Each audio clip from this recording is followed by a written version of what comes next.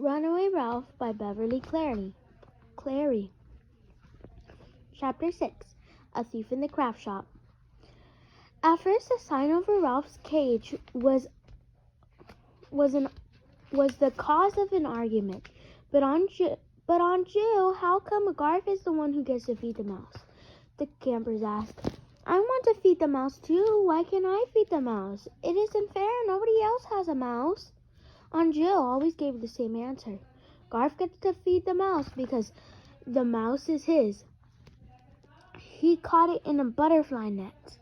This policy inspired some of the campers to go mouse hunting. Big game hunting, they called it, with butterfly nets. But when no mouse were caught, enthusiasm waned, and the campers gradually lost interest. Catso followed someone into the craft shop whenever he could, and whenever he succeeded, Aunt Jill said, someone had better put that cat out.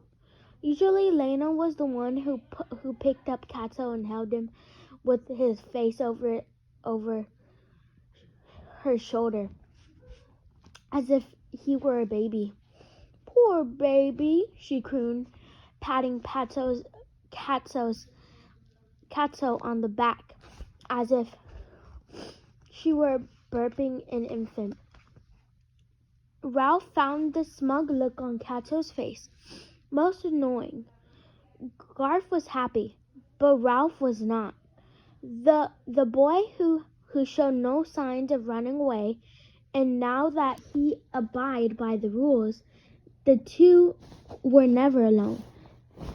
The bars of Ralph's cage enclosed in a very small area, and no matter how fast he ran on his wheel, he remained in the same place. He began to sit motionless for long periods of time, while he thought more and more about the freedom he had enjoyed back at the Mountain View Inn. He missed those long corridors and his exciting expeditions in search for food.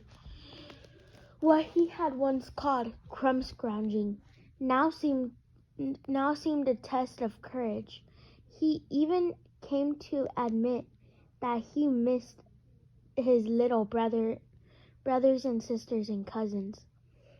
They were nuisances, but they were livelier than a grumpy hamster.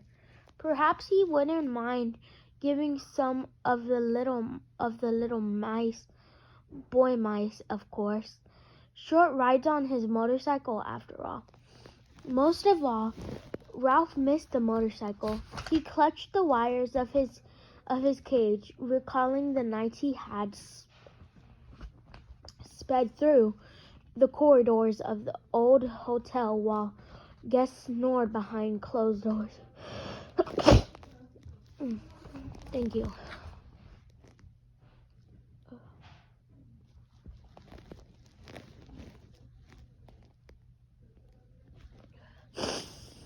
Tried to pretend they were... Okay, hold on.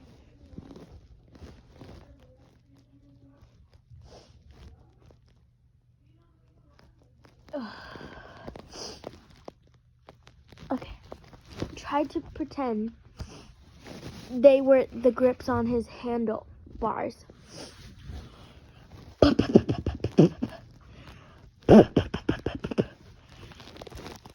It was no use.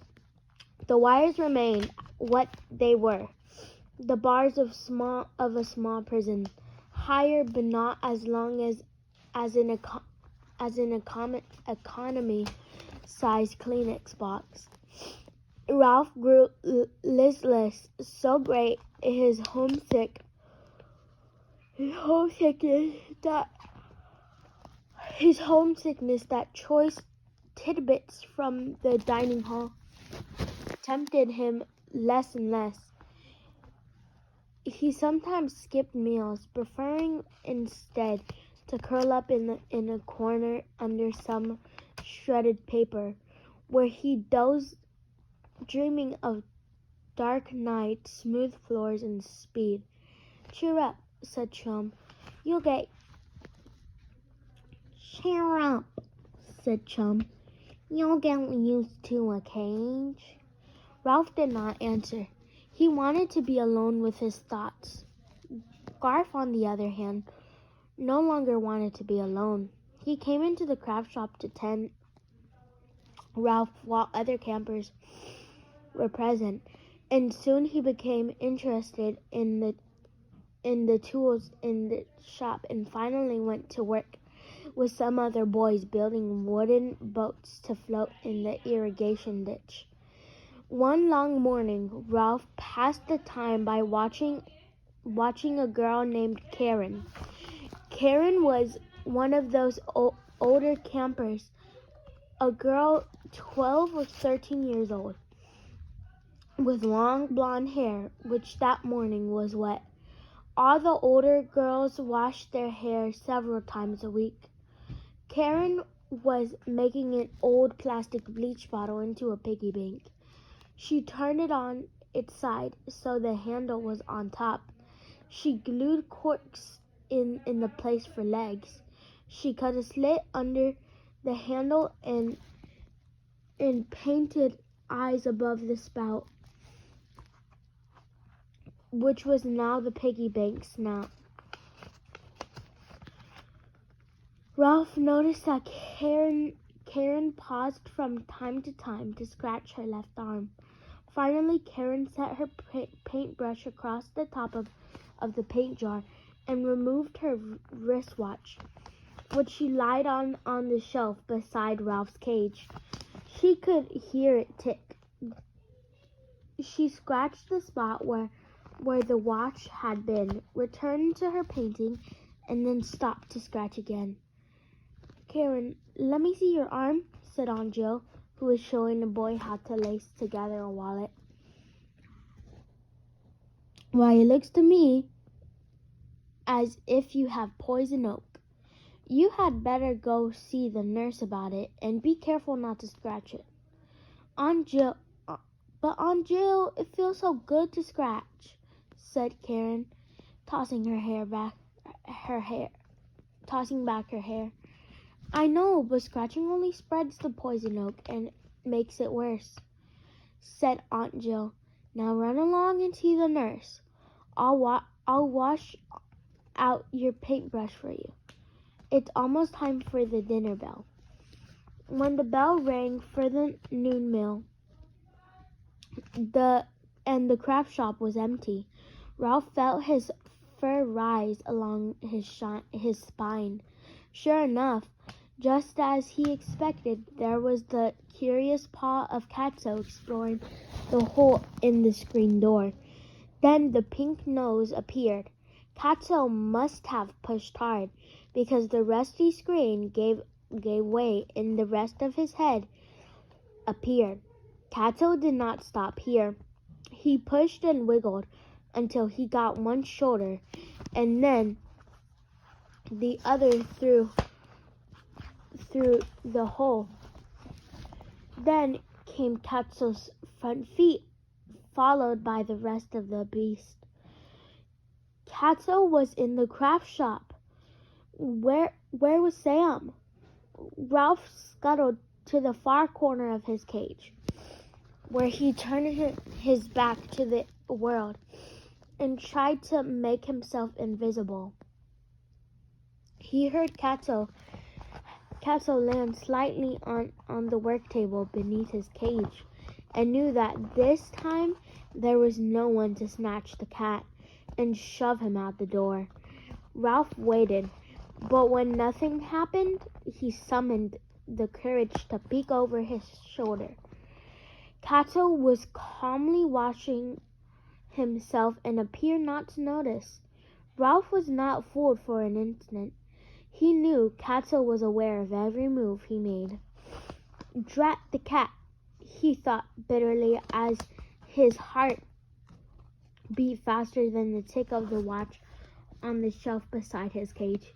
Catso licked his right paw over and over with great care and began to wash his right ear.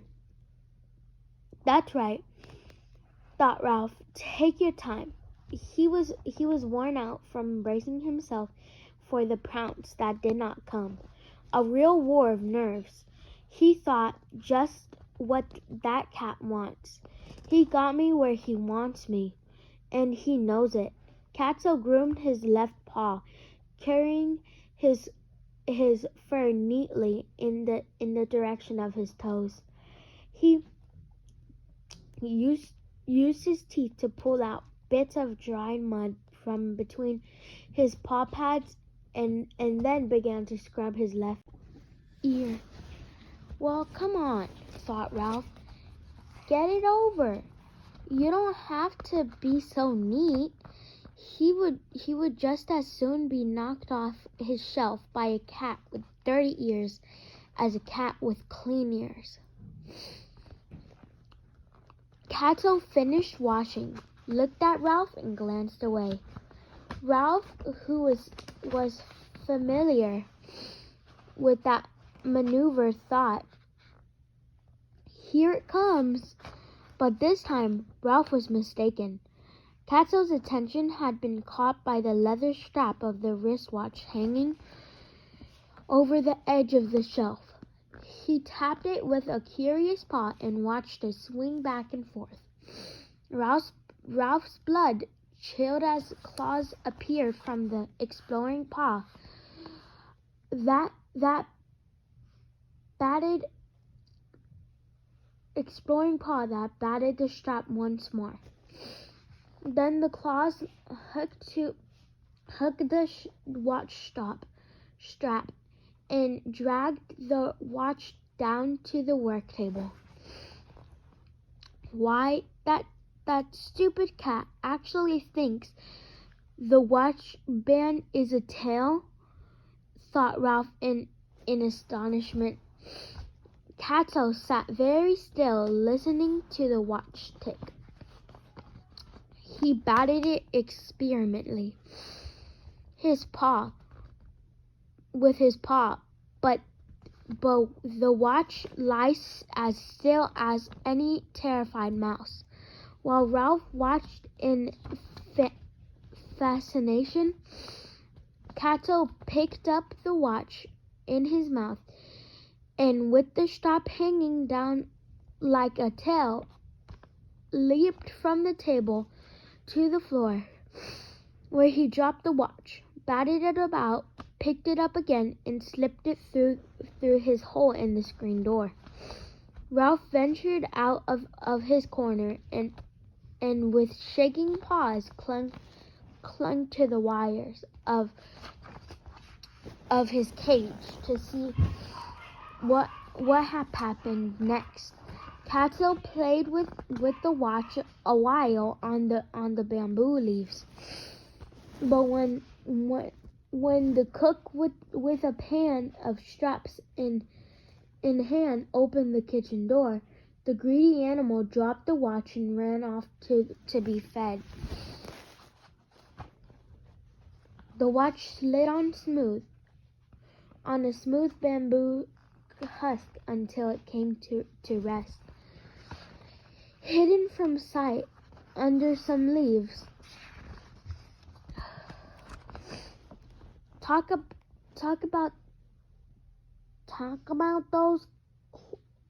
about close calls, said Chum. Stupid cat, said Ralph in a weak voice. Ralph was dazed by the whole experience, but he noticed Garth leave the dining hall when the campers began to sing one of their favorite songs.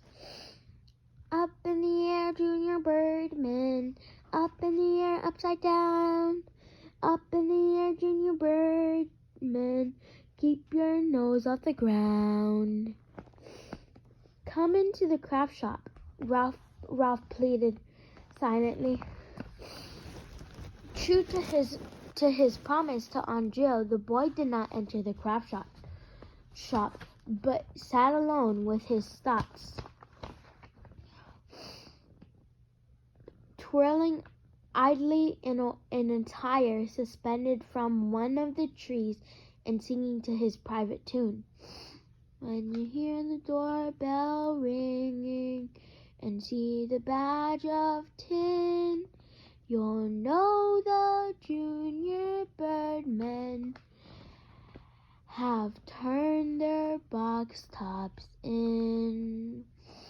BIRDMEN, yeah!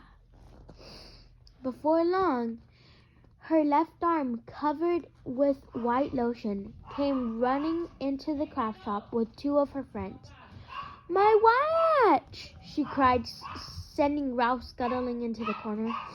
"It's gone! Somebody must have taken it," said one of her friends, an older girl who was wearing polished English riding boots. "I'll bet it was that Garth Jernigan," said the second friend. "I'll bet it was too," said the girl in English riding boots. "I saw him leave the dining hall early." She brushed dust off the toe of her boot. Girls who owned English riding boots were proud of them and shined them often. Karen tried to be fair. "We don't know it was Garth, and we didn't see him come in here." The girls crowded out through the screen door to meet Aunt Jill, who had paused on her way to the shop to talk to somebody. "Aunt Jill! Aunt Jill!" they cried. "Karen's watch is gone." "Aunt Jill, we have a mystery," cried Lena, who had tagged after the older girl's dirt on her boots, which showed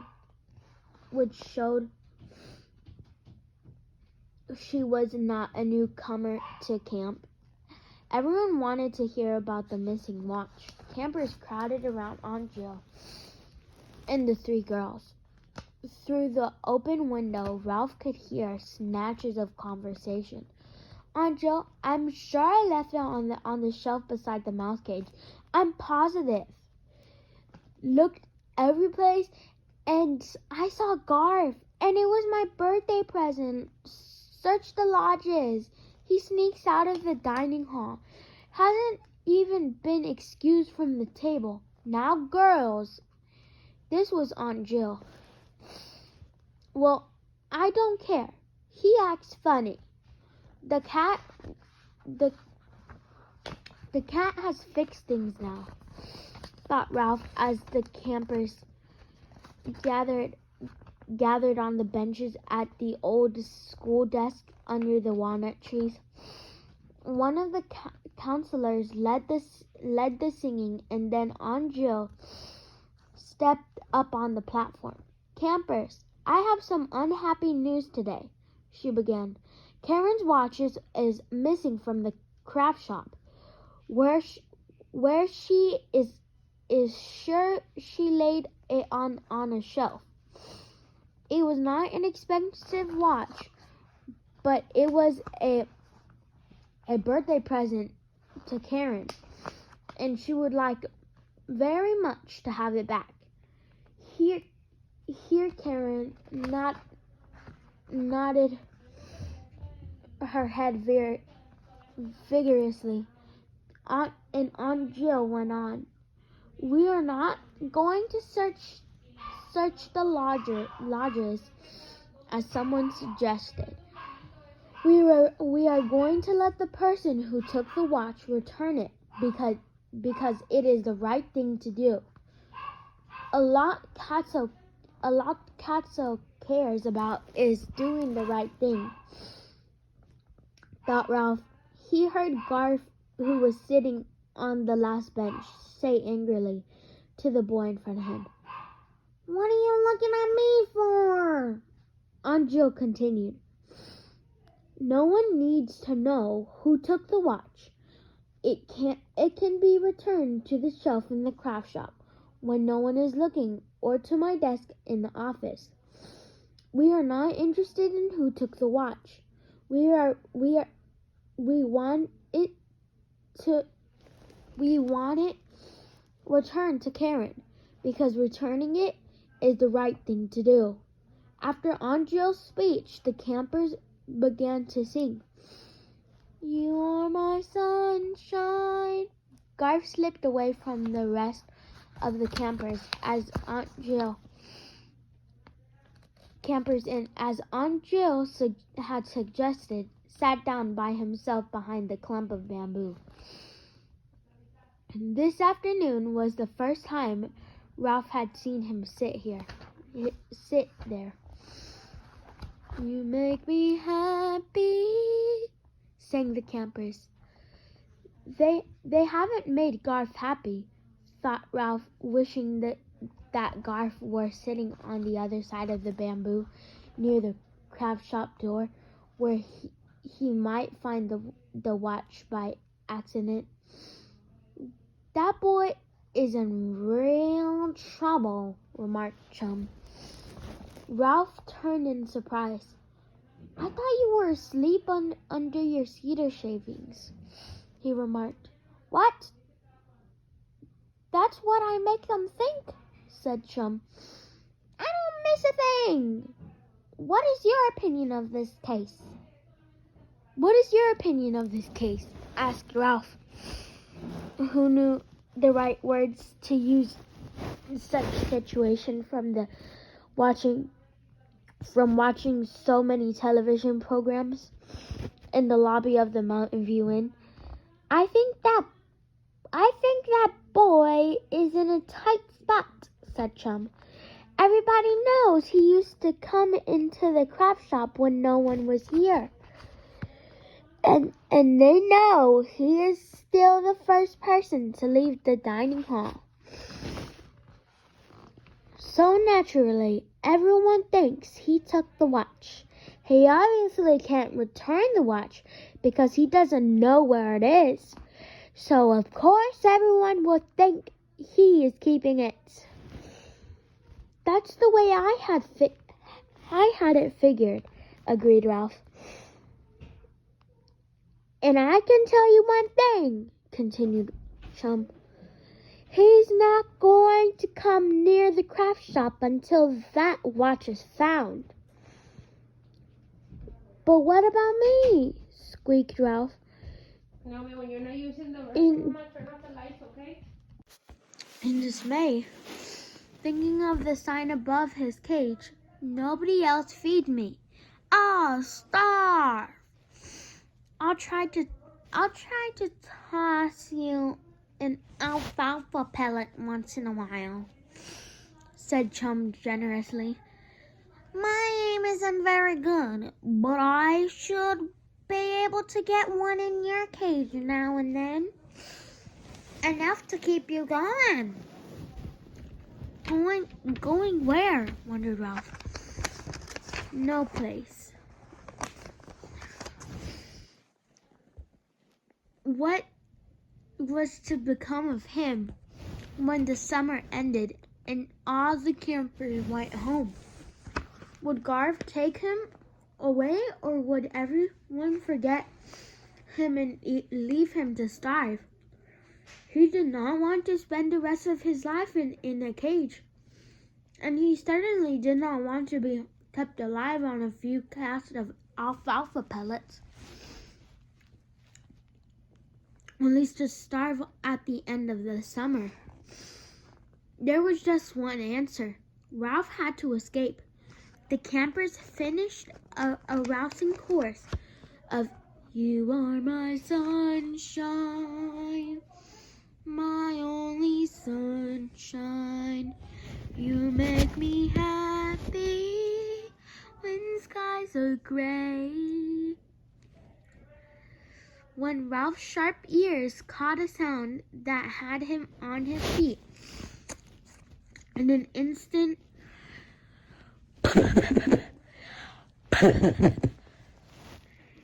it was the sound a boy used to make a toy motorcycle go. It was made softly, as if by a boy alone in his thoughts. Garth had found Ralph's motorcycle. Hey! Squeaked Ralph at the top of his Small voice. That's my motorcycle! Garth stopped pushing the motorcycle across the bamboo leaves, just long enough to make Ralph think he might have heard. Then, to Ralph's disappointment, he put the motorcycle in the pocket of his jeans and went off toward his lodge for the rest period